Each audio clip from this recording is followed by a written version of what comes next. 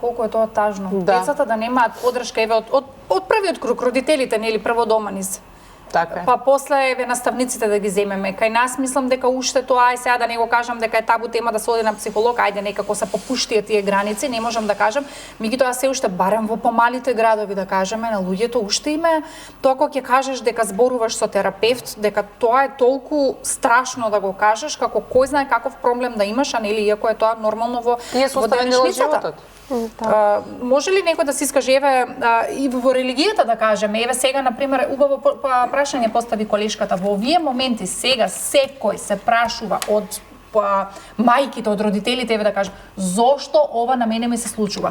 Отец Боба, ние кога одиме нели на погреб, како викам, поред да е, нели, сите знаеме дека нешто кое што мора да се случи во нашиот живот е нели тоа. И ама викаме поред да си живее животот, па нели некако после полесно ти е. Меѓутоа ова не е лесно да се прифати. Ова не можеш да го прифатиш ти да изгубиш дете на 14, на 24 години. Најтешко нешто за некој родител е да се сврти и сите прашуваат се зошто мене, што му јас направив на Бог. Претпоставувам дека многу често сте го слушале ова. Каде е правдата, нели сега сите ја бараме правдата. Јас еве адвокатот може правдата во правниот систем може би е изгубена сега, па кај Бога се вртиме, веќе не знаеме како да реагираме во овие ситуации. И каде да се свртиме? Многу конфузно. Знаете, сите тие се легитимни прашања, но сите тие прашања кои што немаат вистински одговор, само ќе не наведат и ќе не доведат во една состојба каде што ние ќе бидеме во апсолутно бунило од кое што ќе продуцираме многу негативности. Така е. Ова е случај каде што нели сите се согласивме и кажавме, сите учествуваме со својата нели одговорност. Во однос на верата нема судбина, ние не веруваме во судбина, затоа што Бог е љубов и оној кој што е љубов не создава програмирани нешта, не создава програмирани битија, туку Бог создава од љубов затоа што сака. И таа љубов се сведува на еден голем дар кој што ни го дал Бог, а тоа е дарот на слободната волја. Дарот да избираме. Ние да си ги бираме постапките или некој за нас да бира, во случајот родителите, нели, за децата. Значи, она кое што во животот и низ животот го правиме и го бираме, е сето тоа кое што ние самите го бираме, ние самите одлучуваме. Некаде да отидеме, некаде да влеземе, ова да го направиме, на тој факултет да се запишеме и сите оние избори кои што ги правиме во животот. Господ ни го дал кодексот како таа волја, ама и самиот, личниот пример, како таа волја да ја упатуваме за сопствениот и за добробитот, нели, на сите кои што не обкружуваат. Ни ги дал начелата, принципите, но самиот тој е начело и принцип. И затоа, она кое што го спомнаа сите, и јас се согласувам, нам ни фали личниот пример. Особено примерот кој што треба да го има младината, тој е примерот во нас, повозрасните. Тука се изгуби линкот во нештата. Ние повозрасните не умееме да дадеме пример на помладите, затоа што и ние сме изгубени, дезориентирани. Излеговме од еден свет на транзиција, влеговме во еден свет на прединамичен развој на нештата, на технологијата и така натаму. Станавме зависни од многу нешта. Не се трудиме да читаме, да се образуваме, да размислуваме, да расудуваме. И на крајот се сведува од аспектот на јас, на мене, и од тука тргнува се. Јас се сеќавам на најобичните нешта. Ние треба да се вратиме на елементарното воспитание на нештата, на елементарната етика. Застануваме со мојата ќерка на пешачки премин, црвено е светлото, и јас велам никогаш нема да поминуваш додека не е зелено. Так. И јас си го давам примерот затоа што стојам со неа. Покрај нас поминува повозрасна личност затоа што нема возила и поминува на црвено. И ќерка ми вели: "Зошто тој поминува сега на црвено?" И јас кажав, тој поминува затоа што не треба да помине. Ти нема никогаш да поминуваш, туку секогаш ќе седиш фиксирана и ќе го чекаш зеленото светло. Колку и да имаш простор да го направиш тоа. Дури да имаме простор да го направиме тоа, не треба да го направиме тоа. Што добиваме со времето и така натаму. Ете, тоа е основното од кое што веќе ќе треба да почнеме буквално да учиме. Затоа што во воздухот се забележува таа дезориентираност во која што живееме. Нетрпение, збунетост. Буквално како да не знаеме што да правиме. Денеска се случува тоа што се случи во Кочани, утредента гледаме едно момче на мотор кое што поминува на црвено светло, поминува меѓу пешаци кои што поминуваат и така натаму, така натаму. Значи, колку ефект дава и сето тоа. Вечерта бевме сведоци на дрифт кој што се организира, а каршени в болници во кои што се бореа луѓето за живот, кои што беа. Затоа ви велам, тоа себе тргнување велат не дошло кај мене. Ете така, значи ние секогаш тргнуваме нели од самите себе си и тргнуваме не се случило кај мене, мене ова не ме засега и така натаму. И те како не засега. Затоа што сите овие последици кои што ги чувствуваме сега, кои што не се само последици, како да ги кажам, на нивото на општеството, туку ова се толку длабоки, душевни, духовни последици кои што ги чувствуваме, кога тогаш, ако сега не сме свесни да ги почувствуваме, ќе ги почувствуваме. Тоа сега, кој што кажав, тоа тек сега ќе почне да не јаде нас. Ние сега сме уште во шок. После недела 2-3 ќе дојде. А отец Бобан, уште едно прашање имам за вас. Сакам да ве прашам, еве, како човек, најчовечно, многу сум го слушала тоа и јас понекогаш се прашувам. Не знам како ќе ви звучи ова прашање, но многу често го слушам. Зошто Бог ги зема добрите луѓе секогаш? Ние на ова прашање имаме еден многу едноставен одговор и велиме дека на промислата Божја веруваме и во овие моменти. Ако веруваме на Божјата промисла дека не донел во овој свет, дека ни ги дал талантите со кои што живееме, нели, и личните, и општествените, и сите дарови, воздухот кој што го дишеме, сонцето кое што не грее, растенијата кои што растат и од кои што се храниме и така натаму, ние веруваме и во ова на Божјата промисла. Затоа ние велиме за она кое што го поставивме, сега ќе има многу прашања, но прашањата се голема опасност и ние велиме дека не треба да се поставуваат прашањата, туку треба да преминеме на едно поинакво ниво, а тоа е нивото кога ја прифаќаме волјата Божја, но изборот кој што нели сите ние го правиме во дадениот момент. Тука ќе застанам, не сакам да навлегувам подлабоко во образложување на сето ова, но и тие прашања ќе мораме да ги отвориме. Ќе мораме да ги отвориме прашањата за личната одговорност на секого од нас, да се најдеме во даденото место, на даденото место, гледајќи го сето тоа кое што е содржина нели на местото и така натаму и така натаму. Сега не е момент нели за таа дискусија, но ние ќе мораме да отвориме таа дискусија ако сакаме целосна промена, ако сакаме севкупно менување нели на нештата. Затоа околу ова кое што ме прашавте, јас секогаш кажувам и велам, јас и верувам на Божјата промисла. Бог е оној кој што не носи во животот и Бог е оној кој што не повикува од животот. Така. Ја спомнавте црквата дека во овие моменти, односно сега и понатаму може навистина времето би требало да се размисли што повеќе да се вклучи. Дали тоа да биде дел од образованието, да се нели зборуваат овие работи во однос на како што кажавте на основните на некој начин, да уште од мали нозе, бидејќи децата се неиспишани книги. Ние сме тие кои што им ги даваме примерите и начелата со кои што понатаму во животот ќе треба да се справуваат со најразлични работи и да го имаат трпението, да го имаат нели сето она кое што тие етички начела со кои што треба да се водат. И филозофијата и црквата го понуди она кое што на некој начин може да биде многу интегрален и многу важен дел, а тоа е етичкото образование. Мене ми е жал нели што слушам дека за етичкото образование му се дава просторот во кој што сега му се дава. Мислам дека ова е конечниот момент кога етичкото образование и она од филозофски аспект и она од религиозен аспект. Тука не заговарам воведување на веронаука, туку заговарам воведување на религиска етика, затоа што сушност и етиката што е ако не своите основи и постулати ги наоѓа нели во религијата.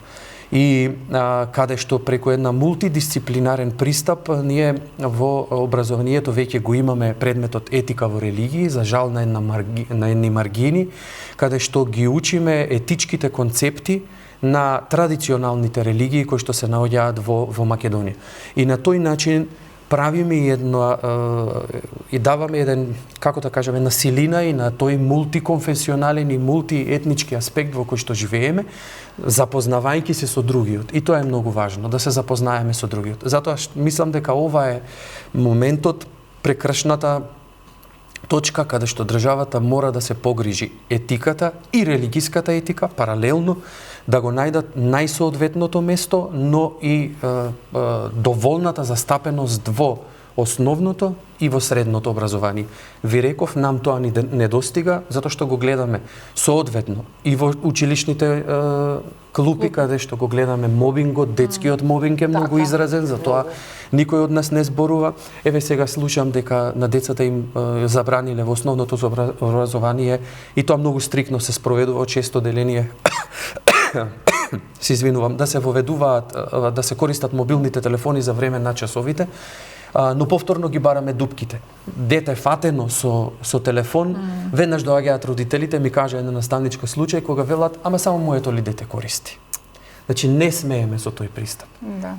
Твоето дете што го престапило она за кој што сите сме се обврзали, треба да го добие тоа кој што и треба да се придржуваме кон тоа. Затоа велам, етиката и религиската етика паралелно треба да го најдат соодветното место, таму се учат децата од најмалата возраст на соодветните етички и морални принципи и квалификации и најважното, ако наставникот, ако свештеникот, ако сите ние не го даваме тој пример на помладите, тогаш се е изгубено. Так. Да, затоа и сакав да го спомнав ова и со господинот Марин што зборавме, ние имаме многу дупки во системот, ова се нели само најосновни нешто што кажуваме. Затоа велам, на нас ќе ни треба многу време да излеземе од ова. Ние џабе сега ќе создаваме непотребен притисок дека ајде сега тоа треба да се реши. Мислам дека ќе ни треба многу време. Секако дека многу време ќе ни треба и ние сега тука да речеме дадовме можеби преголем акцент на тоа да тргнеме од самите себе. Так. Точно е тоа дека ние треба да тргнеме. Меѓутоа само тоа е еден сегмент од работите кои што треба да се направат за општеството да застане на своји нозе. Еве да речеме, ајде државните органи, ајде политичарите нека направат една и они да тргнат од себе. Да, нека направат една анализа, да речеме во која насока се одливаат средствата на даночните обврзници. Да речеме оние толку споменувани средства за патни трошоци што пратениците ги даваат. Не можат ли тие да се пренасочат, да речеме, во купување на нови возила, противпожарни возила? Не можат ли да се насочат во купување на нови амбулантни возила? Зошто ние добиваме такви елементарни работи, да речеме, како донации од странство? Зошто а политичарите не забораваат секои 2, 3, 5, не знам колку години да направат нов лизинг за своите возила кои што се безбедни и кои што тие можат да ги возат. Значи, нека се жртвуваат и тие, мислам, тоа е гротесно да се каже дека ќе се жртвуваат, меѓутоа нека општеството помисли на граѓаните, не само граѓаните, ние ќе гледаме да бидеме подобри, меѓутоа и општеството треба нас да ни врати, и општеството треба да помисли дека треба нашиот живот да биде подобар, дека треба да се инвестира во оние области кои што на граѓаните ќе им го направат општеството да им биде user friendly, така да речам. Значи и така ние ќе можат младите да останат тука. Инаку нормално дека тој екзодус ќе продолжи. За жал. Значи мора сите некако поединци, него и општество треба да му врати на граѓанинот. Така еве во вашава фела, да речеме, се случува ли да едноставно луѓе дојдат со одредени предмети кои што и бараат од вашите колеги да им го дадат невозможното, што може сега тука да се затешка да се направи? Видете, ние дојдовме и дали постои некој кој што им вели извинете, борет, јас тука ова нема да За жал, ние дојдовме во ситуација кога ќе дојде клиент и кој ќе ми ги покаже нели сите тие докази, целиот материјал кој што го има, и јас гледам дека е во право, врз основа на искуството и знаењето кое што го имам до сега стекнато, а јас не можам него да му гарантирам дека тој ќе победи дека ќе ја добие посакуваната пресуда, токму поради тоа што не знам кој е од другата страна и не знам кој во делот од постапката ќе биде коруптивен. Кој е ние сме во ситуација дојдени, нели, викаме новото нормално, ние живееме во новото ненормално. Ние живееме во ситуација кога не знаеме, кога ненормалното станува нормално. Некако постојано ненормално. Да. Така што многу, особено во правосудството, особено во мојата тела е многу лоша состојбата. И тоа е еден од главните генератори на оваа ситуација. Така е. И многу е лошо што во изминатите години кога имавме можност ние да го средиме тоа, за жал не успеавме да го средиме. Не имавме можност која што ни се даде во изминатите 5, 6, 7 години да се среди системот, меѓутоа системот отиде уште полошо од тоа што беше. И еве ги резултатите. До каде тоа ќе оди? А исто така тие што се одговорните за таа работа сега се негде во странство, инвестираат, ги трошат нашите пари, го живеат својот живот без мува да ги ползи. Се додека е тоа така, ние нема да имаме правна сигурност во државата. Се додека оној кој што има повеќе пари може да купи нешто, ние не можеме тоа да направиме. И неодамнешниот тој скандал кој што јас мислам дека дури жртвите кои што во изминативе 20 години се резултат на труењето од мазут, се многу повеќе од овие што ние денеска ќе се простиме од нив. Значи, дали ние сме свесни колкав е опсегот на тоа злодело? А имавме ситуација тој што има најмногу пари да биде во куќен притвор. Остава. Па после да мора како притисок на јавноста апелациониот суд да донесе друга одлука. Значи ние колку сметате еве дека казнивоста на некој начин би довело до самоосвестување и како порака дека до тука е, значи од оваа линија нема, значи нема понатам, значи мора казнивоста да се има меѓутоа да е неселективна. Тоа е, значи сите граѓани треба да се еднакви во држава, точно. Кој ти е роднина, кој ти е пријател. Значи ние мораме кога ќе постигнеме таа неселективност, која нема да можам јас да му се јавам на некој, ајде скини ми ја казната, во кога нема да може, на пример, државно возило да стои на сред улица паркирано да не биде казнето, тогаш ќе почнат пополека да се прават. Добра поента, загадувањето е профит, а тоа е поврзано со корупција, значи кога се увезува радиоактивен отпад и се гори во дрисла и можеби во титан, цементарницата, а го дишеме кога е сезона за грејење и немаме кај да бегаме, посебно од 3 месеци, мислам дека најдобра акција е да се воспостави мораториум на користење на тие објекти од октомври до март, бидејќи немаме капацитет да ги дислоцираме, да дислоцираме цементарници, иако се има случајно во Холандија една таква цементарница активисти, еколошки активисти, совесни, одговорни луѓе и граѓани да ја затворат.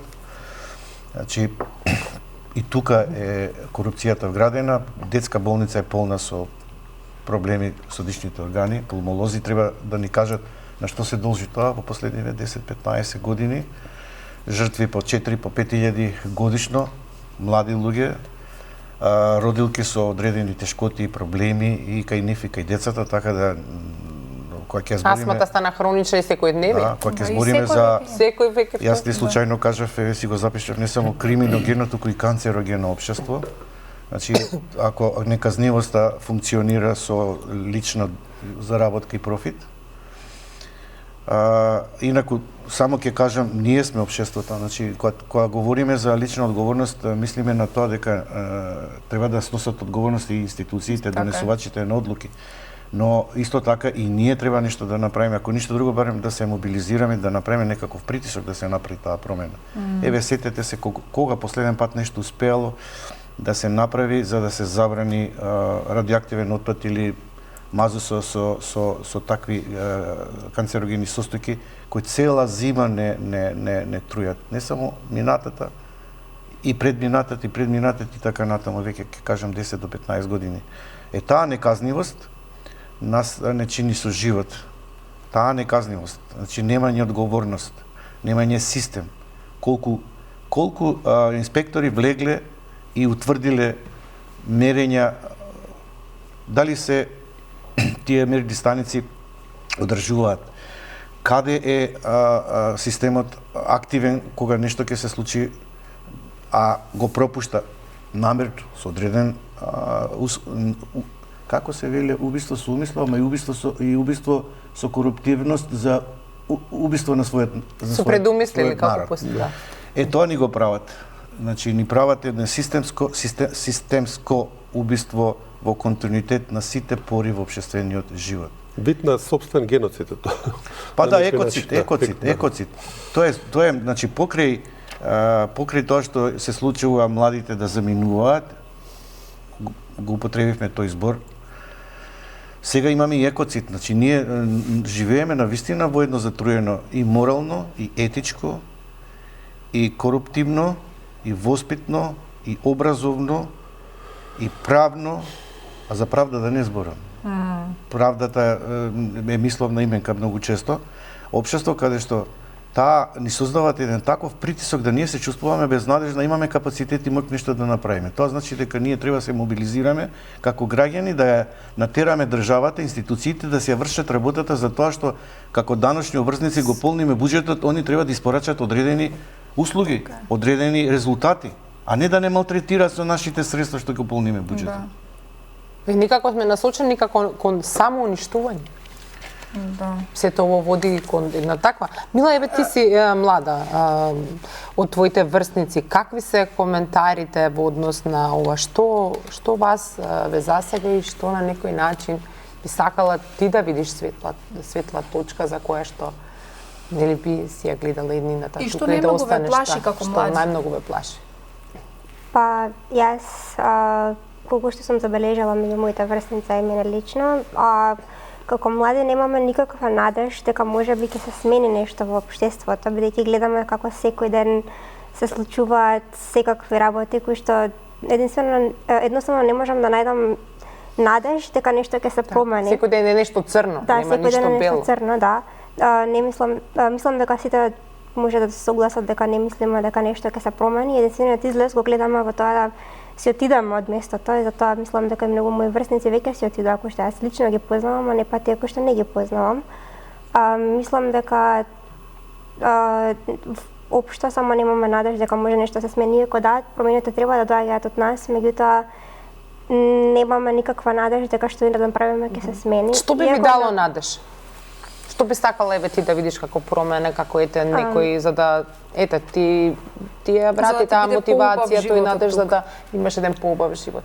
Па би било убаво од кога младите ќе сакаат нешто и кога ќе пробаат да направат нешто да се слуша нивниот глас. Да, има многу кампањи и многу луѓе кои што зборуваат за ова, меѓутоа не мислам дека до сега се направила некоја голема промена која што била поттикната од младите, иако се трудат, има и многу младински здруженија, има многу млади кои што се собираат за различни работи во општеството кои што ги мачат, меѓутоа не мислам дека има некоја голема промена која што сме забележале и би било убаво токму тоа да се слушне гласот на младите и да се седне да се разговара со нив. Да, да се седне да се разговара со нив, бидејќи цело време се зборува дека тие се еднината, меѓутоа никој не ги вклучува. Да, треба да им се даде тие се сегашноста. И сегашноста мора и да ги задржиме. И какви паметни млади генерации идат, какви промени тие тек ќе донесат. Нивниот ентузијазам и добра волја ние треба да ја ставиме, да им бидеме подршка. Значи они да ја прават промената. Така А ние не сме, јас кажав, не сме кадарни, изгубивме битката, многу битки. Така да ако навистина им требаме, а ние сме тука, јас мислам дека треба навистина да ги поддржиме, затоа што ние него имаме положено испитот на зрелост. Едноставно нашата генерација пропушти многу шанси, 3 декади се во прашање, 3 децени, тоа е голем транзицијски период каде што ненаситниве корумпирани структури немаат крај. Значи не вода доволно грижа за своите граѓани, а да не говорам за децата и младите. Така да оваа порака што ја упатува Мила е многу релевантна кон институциите, а и повторно кон она што го кажав минатата година, што ако добијат власт ќе нема колку да владат кога младите ќе се заминат. Да. Тој екзодус е присутен и навистина мора нешто да се стори. Ако не се стори, ќе почнат да живеат во овој општествен контејнер самите, ќе се трујат и тогаш нека се отрујат. Да, сакав да го прашам отецот, некако зборуваме за правда во законодавството, во правниот систем, меѓутоа зошто некако го изгубивме стравот од правда кон Бога, нели викаме тоа што на крај сите ќе одговараме еден ден. И не знам сега се спомнува нели карма, се спомнуваат многу работи, меѓутоа зошто го изгубивме тој страв некако? Па затоа што го изгубивме односот со Бога. Значи ние го немаме односот со Бога. Ние простете, но Господ го бараме само во моментите на тага. Колку и да звучи сега непопуларно оваа изјава на еден светител, вели човекот е сам по себе корумпитивно битие. И зошто? Затоа што го бара Бога само кога нели е во тага и тоа е корупција. И вели па во тој случај нели треба да бидеме постојано во тага штом го бараме Бога.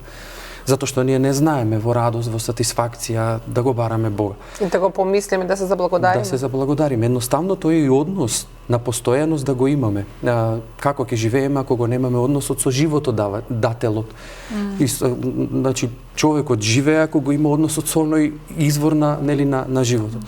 Затоа велам дека треба да го обновиме, да го најдеме, да го возобновиме тој однос со Бога, затоа што јас мислам дека навистина тоа е, како да кажам, ако не да се сменат целосно работите, но во голема мера ќе се променат и ќе се сменат.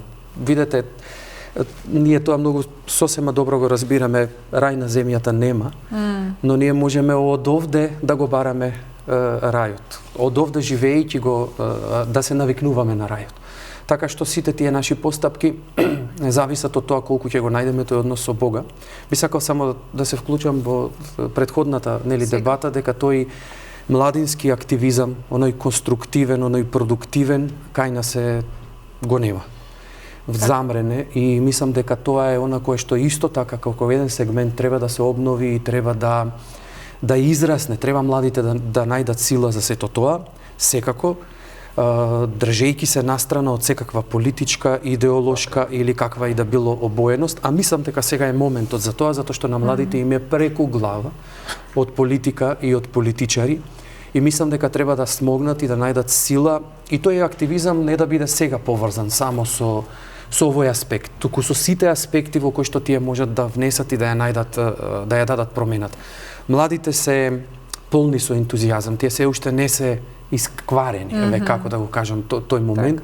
Затоа тие можат да бидат совеста на повозрастните и на постарите, и мислам дека во нам, она кое што ни треба, тој активизам, за жал, тој невладин активизам кој што чест на меѓаши, но кај многу други организации го гледаме само насочен кон една цел или кон некакви права и така натаму. На никој не се тој активизам, таа насоченост треба да се сврти кон желбата за промени. Тие треба да видат совеста. Но ние сме се соочени пак сега со другата крајност, кога некако политичариве не ја сакаат совеста, не ја бараат совеста, не го сакаат гласот на критиката и гласот на совест. И ние веднаш гледаме, тие се од другата страна, тие се од другите. Тие критикуваат затоа што нели се од страната на другите. Мораме да го надминеме тоа еднаш и за секогаш и да го најдеме тој аспект меѓу себе си каде што критиката не само што ќе отфрламе и веднаш осудуваме, не само ту ќе ја храниме да ја има луѓе. Ние мораме да научиме да критицизмот да го има, но критицизмот мора да се ослободи од прангите на припадноста и да издржа. Да, ете така. Само критика. Така. И да излеземе од самоуништувачки синдроми со жалување, отецот убаво кажа, да влеземе во акција со висока морална, доблесна, човечка, активистичка вредност, и тоа да биде не само свест, и совест. Значи, навистина младите може да ја направат промената. Јас не знам колку пати ќе треба на овие нашиве, за малце ќе ги нареков, водачи кои не водат во еднонасочна улица, со опасност да направиме инцидент, не сваќаат дека ако не им се доближат на граѓаните, и на младите, и на семејствата, тие едноставно не ги исполнуваат нашите очекувања, и за тоа навистина тие може да кажат дека ова се случува со континуитет. Може во моментот да побараат и да најдат вина, но мора да се доближат до граѓаните. Значи мора да се доближат на сето може од рана детска возраст, од градинка, треба да се работи со деца, затоа што децата се, повторно ќе кажам, имаат многу прашања и тие следат, гледат, збунети се, не знаат како да реагираат. Кој дава насоки сега како да се постапува? Дали доволно се работи со нив? Јас верувам дека кај воспитно образување потенцијал, но треба и да им се даде сигурен простор и можност сега во овој момент наставата да ја стават на втор план, иако цело време им е прв план.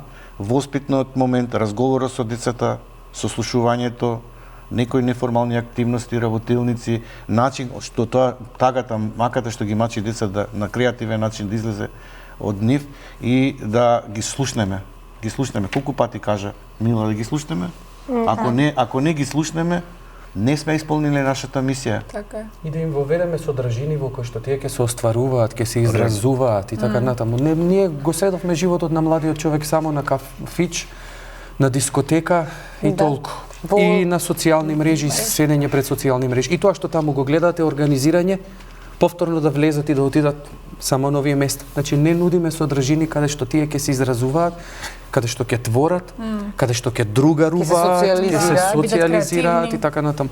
Каде што ќе се поврзат за да ја имаат утре таа емпатија, па се чудиме зашто се оттугени едни од други. Колку се повеќе забележуваме, нели, ако порано во училиштето имаше едно такво дете, денеска во класот има веќе деца со најразлични состојби и сега мораме и општеството да го подготвуваме и за тие деца да се подготви за да ги прифати, да ги има, да ги инклузивност.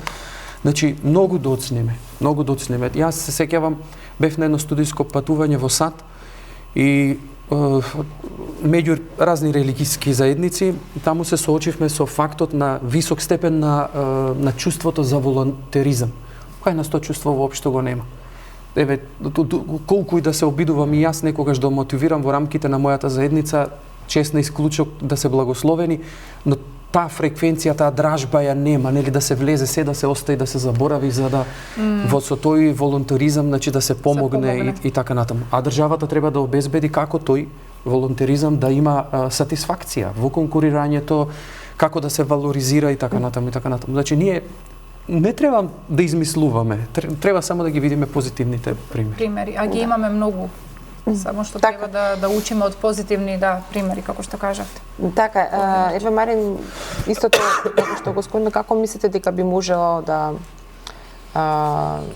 се мотивирате, во кои сегменти да се вклучат, еве и па и колеги кои што вашиве млади кои што треба денеска утре да бидат дел од адвокатурата, од судиите, особено во вашата фела луѓето се тотално разочарани од правниот систем. Не се верува дека, нели, често пати знаеме што ќе направам, јас сега имам проблем, ќе одам кај кого да се жалам, ете како што кажат, ќе го изгубам, нема да го добијам пред. Па каде да ја бараме правдата? Тоа е тој гнев кој што луѓето излегуваат и на улици и сакаат да земат. Не е поентата да излеземе сега и да самите ја зимаме правдата во своите раце. Па, тешко е одговорам. Тоа треба време и треба вистинска насока во која што треба да се движиме. Мора на младите да им се даде надеж дека ќе живеат во нормална држава. Сето дека ние немаме доверба во институциите, немаме доверба во системот, не можеме да им понудиме нешто на младите. Така. И тоа се согласувам тоа дека ние сме веќе паднавме на испитот и дека како генерација не успеавме да направиме нормално општество и такво општество да им оставиме на нашите деца. Истото го пишував вчера во колумната. Меѓутоа мораме нив да им дадеме можноста тие да се изборат за својата иднина. Точно е дека младите се тие кои што носат просперитетот. И јас секако би поддржал било која нивна иницијатива, нели, еве и овие деновиве излегувањето нивно, жалењето, нели, за она што за животите што се изгубија, меѓутоа тие треба да ги покренат работите за промени во општеството. Очигледно дека и да направат притисок врз нас, ние да бидеме малце по-проактивни за да можеме да направиме нешто подобро. Инаку и тоа е процес кој што ќе треба да трае. Ние не можеме да го направиме денеска за утре затоа што 30 години одиме наназад. А неаме треба многу време да помине и многу ентузијазам и многу жртва за да можеби во иднината ќе живееме во некое малку подобро општество. Да, и работите се едноставни. И всушност овие денови од децата ги добиваме наједноставните прашања И доаѓаме до заклучок што колку се едноставно, колку се пратат само тие едноставни работи. А немаме одговор на немаме одговор на прашања. нив. Како да им одговорите? Како може вика да прашањето се, па како вика може тој воопшто да работи, па тоа сликите кои што ги видовме, тоа личи на шупа, па кој влегал во тоа, кој го мислам на такви некои коментари, навистина се наоѓате во сопрашалници, што да одговорите на тоа дете? Да, стотици се прашања што ние самите си ги поставуваме. Тоа е неодговорени се тие прашања останати. Меѓутоа пак се враќаме на крај дека секој треба од себе да тргне и да ги почитуваме законите. Еве да пробаме да ги почитуваме законите, колку и да се тие наједноставни, поминување на зелено светло и врзување на ремен во возило кој ќе влеземе, до тоа да не се најдеме ние во ситуација некому да му нудиме средства за да ни направи нешто што е надвор од законот. Ние тоа можеме ние од нас да тргнеме ова. Тргнеме од нас, меѓутоа еден друг феномен ми е многу интересен, што сите кои што ќе излезат од оваа држава и ќе отидат надвор, дали е тоа во Европа или од Америка, не забораваат да го врзат ременот, не забораваат да го почитуваат зеленото или црвеното светло, не забораваат каде се фрла ѓубрето, а кога ќе се симнат од авионот и ќе дојдат во својата соседна земја, сето тоа како да го забораваат, ги прават тие работи. Како сме свесни надвор од нашата држава, а за нашата Нема кој да ги казни, кој можеби тоа е резултат на некој револт од нивна страна затоа што државата не им го понудила тоа што им го нуди нивната нова Зошто се сигурни дека ќе бидат казнети таму, а тука не? Не е само за казнувањето, него е до свеста, која што можеби настанала така поради казнувањето, меѓутоа тие има поинаква е свеста и поинаков е односот на општеството кон граѓаните, па и граѓаните на тој начин враќаат.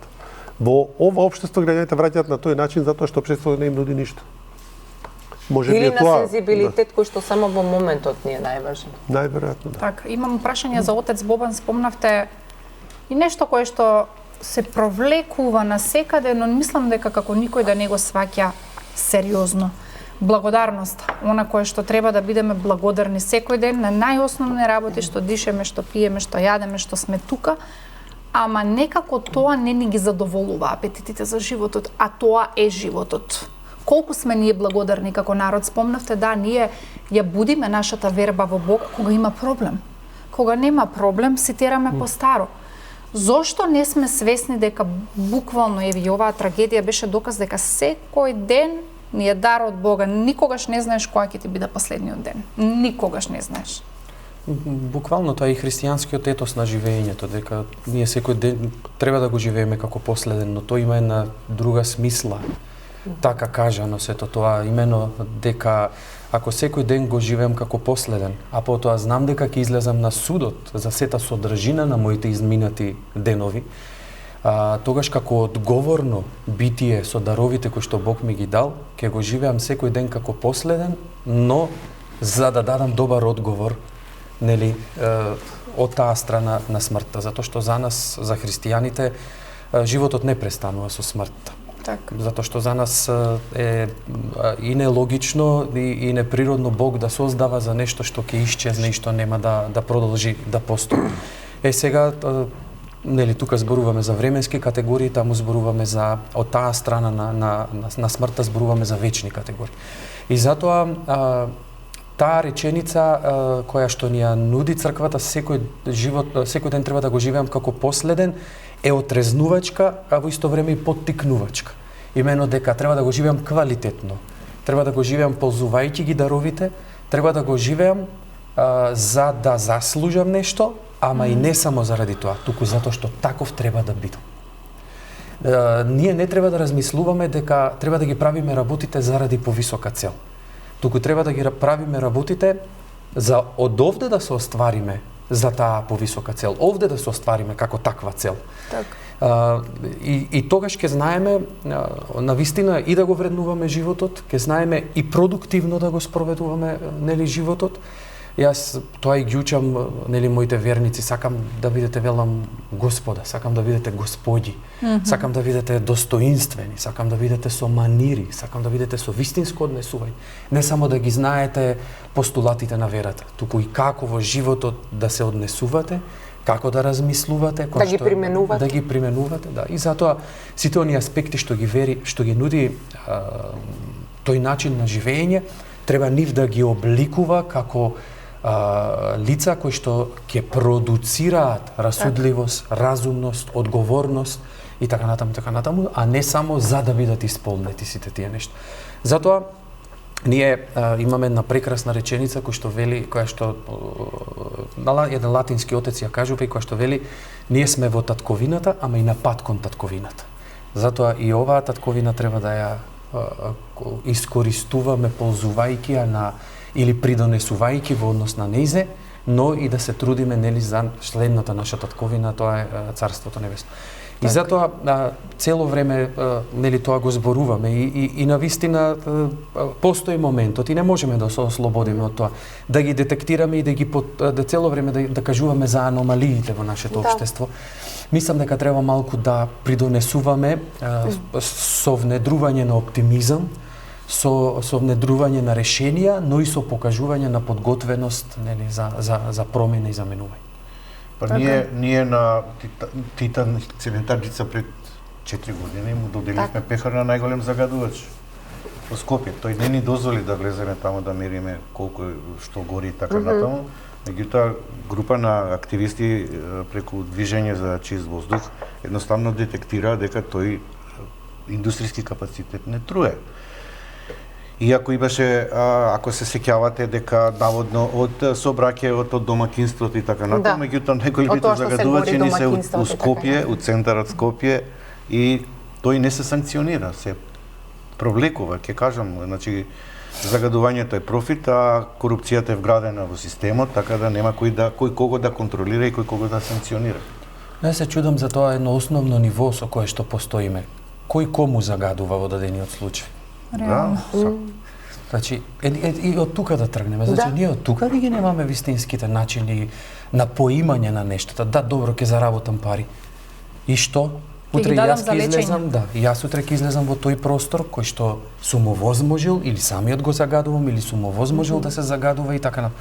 И што со тие пари? До кога со тие пари? И кој е однел нешто од овој свет? Така, значи, и второ, тоа немање на одговорност, дека сите работи кои што ги правиме неминовно се провлекуваат потоа и на нашето потомство и така натаму, не како казнивост, туку како логички заклучок на нештата. Ако јас живеам во кал, се хранам во кал, и моите деца се во тој кал, и на моите деца им подавам од тој кал, и така натаму. Значи, ние сме сведени на таа елементарност во расудувањето, размислувањето, нели, за нештата. Ја нема. Да, тоа е моето постојано прашање кога ќе слушнам, нели, и поради работата и се си велам, добро, каде живеат тие луѓе? Каде живеат моите семејства? Значи, еве и да ги одселиле своите најблиски, сепак не можеле сите да ги одселат, сепак имаат некои роднини, па нели сочувствуваат дека, нели, тоа прашање како да ми нема одговори, таа логика не може да се пронајде. Да, и тоа што го кажува отецот, не мора да си верник, еве да кажеме, нели, не се сите верници, да кажеме, тоа е индивидуална работа, кој верува, верува, да.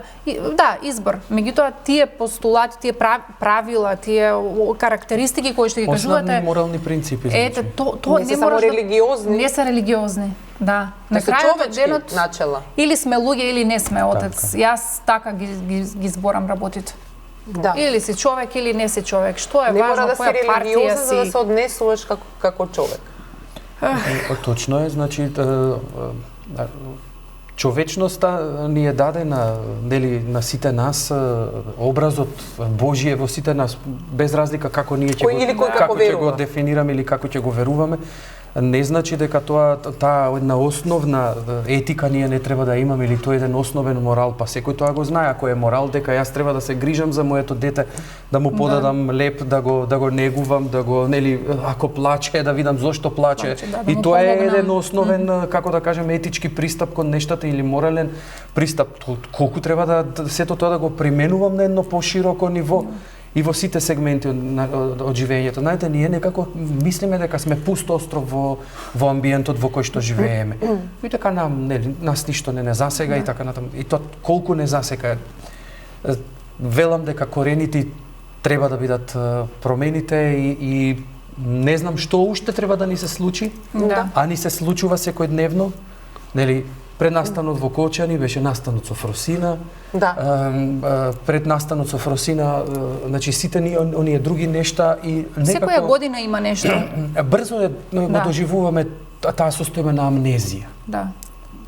Некако брзо забораваме. Јас знам дека семејствата нема никогаш да заборават. Така. Но сите ние исто така брзо забораваме. Ама и доаѓаме и до тој момент. Зар треба нешто да ни се случи за ние за да почнеме нели да се менуваме? Некоја промена. Јас би сакал Дрежја да ги замолам уште еднашка, само ако може да ни ги постават телефонските линии, бидејќи ја привршуваме емисијата, да се потсетиме нови е важни во овој момент кога навистина младите ни се најважни и сите овие прашања за кои што зборувавме, во кои што ги имаат во своите глави на некој начин, не те сакаат и можеби немаат со кого да позборуваат, да се јават и да го кажат и својата тага, и својот гнев и сето она кое што може да го прифатат или да не го прифатат во овој момент, да излезе тоа од нив, како што и пораката од нашиот денешен гост, на всушност и од сите вас кои што сте ни денеска во студиото, сите заеднички се сложивме водно дека треба да тргнуваме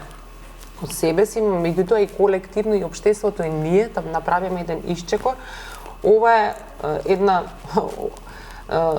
упомена за сите нас како луѓе, како генерации, за кои што верувам дека мора да веруваме и да имаме надеж да понатаму направиме и да ја дадеме таа светла точка на младите кои што треба да ни бидат иднината на оваа земја. Тежак е овој ден за нас. Уште еднашка ќе изразам сочувството сите семејства за денешниот ден. Господ да ги прости, нека почиваат во мир и секако со една голема молитва и до сите оние семејства кои што се уште во болниците и надвор од нашите граници се борат за животот нашите најмлади, да веруваме дека тие ќе ни останат и ќе ни се вратат со една вера, надеж и љубов за подобро утре.